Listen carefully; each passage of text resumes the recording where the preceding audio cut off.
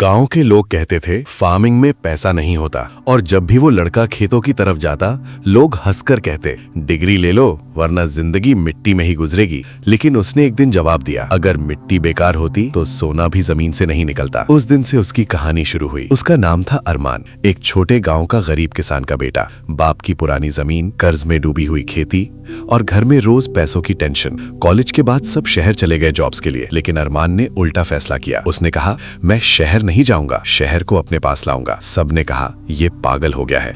अरमान ने यूट्यूब और इंटरनेट से फार्मिंग सीखना शुरू की। Organic farming, drip irrigation, smart techniques. गांव वालों ने मजाक बनाया, मोबाइल देखकर खेती होती है क्या। पहला साल फेल, फसल खराब, पैसा डूब गया, कर्ज और बढ़ गया। दूसरा साल और बड़ा नुकसान। लोग कहने लगे अब मान जा, जॉब कर ले।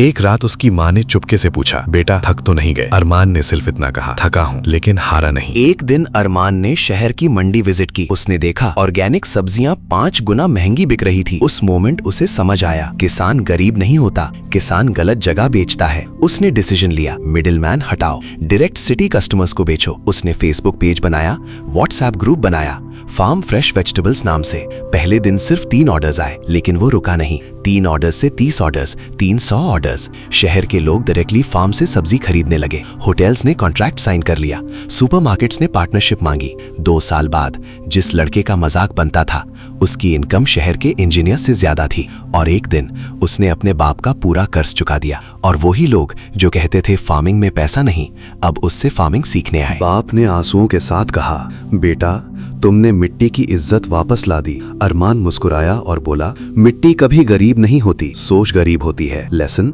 हार्ड वर्क जरूरी है, लेकिन स्मार्ट थिंकिंग सक्सेस देती है। अगर दुनिया कहती है ये पॉसिबल नहीं, तो समझ लो वही तुम्हारा मौका है। कमेंट करो स्मार्ट हार्ड वर्क अगर तुम भी अपनी जिंदगी बदलना चाहते हो। और मजीद ऐसी स्टोरीज के लिए चैनल को सब्सक्राइब भी कर देना।